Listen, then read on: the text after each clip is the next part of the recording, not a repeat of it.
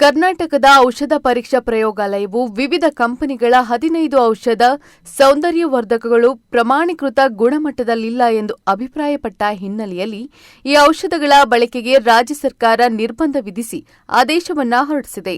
ನಿರ್ಬಂಧಿತ ಔಷಧ ಮತ್ತು ಕಾಂತಿವರ್ಧಕಗಳನ್ನು ವ್ಯಾಪಾರಿಗಳು, ಸಗಟು ಔಷಧ ಮಾರಾಟಗಾರರು, ವೈದ್ಯರು, ಆಸ್ಪತ್ರೆ ಮತ್ತು ನರ್ಸಿಂಗ್ ಹೋಂನವರು ದಾಸ್ತಾನು ಮಾಡುವುದು, ಮಾರಾಟ ಮಾಡುವುದು ಅಥವಾ ಉಪಯೋಗಿಸುವುದನ್ನು ನಿಷೇಧಿಸಲಾಗಿದೆ ಎಂದು ಉಪ ಔಷಧ ನಿಯಂತ್ರಕರು ಮತ್ತು ನಿಯಂತ್ರಣಾಧಿಕಾರಿ ಬಿಪಿ ಅರುಣ್ ತಿಳಿಸಿದ್ದಾರೆ. ಗುಣಮಟ್ಟ ಪರೀಕ್ಷೆಯಲ್ಲಿ ಪೋಮೋಲ್ 650 ಅಂದರೆ ಪ್ಯಾರಾಸಿಟಮಾಲ್, ಮೈಸೂರಿನ ಸೈಕಲ್ ಬ್ರ್ಯಾಂಡ್ ಕಂಪನಿಯ ಓಂ ಶಾಂತಿ ಗೋಲ್ಡ್ ಕುಂಕುಮ, ವಿವಿಧ ಕಂಪನಿಗಳ compound sodium lactate injection IP ಅಂದರೆ ringer lactate solution for injection ಸೇರಿ 15 ಔಷಧ ಹಾಗೂ ಸೌಂದರ್ಯವರ್ಧಕಗಳು ಅಸುರಕ್ಷಿತ ಎಂದು ವರದಿ ಬಂದಿದೆ. ರಾಜ್ಯ, ಹೊರ ರಾಜ್ಯದ ಔಷಧ ತಯಾರಿಕಾ ಕಂಪನಿಗಳು ಈ ಪಟ್ಟಿಯಲ್ಲಿವೆ. ಹೀಗಾಗಿ ಅಸುರಕ್ಷಿತ ಔಷಧ ಬಳಕೆ ಮತ್ತು ಮಾರಾಟ ಮಾಡದಂತೆ ಆರೋಗ್ಯ ಇಲಾಖೆ ಸೂಚನೆ ನೀಡಿದೆ.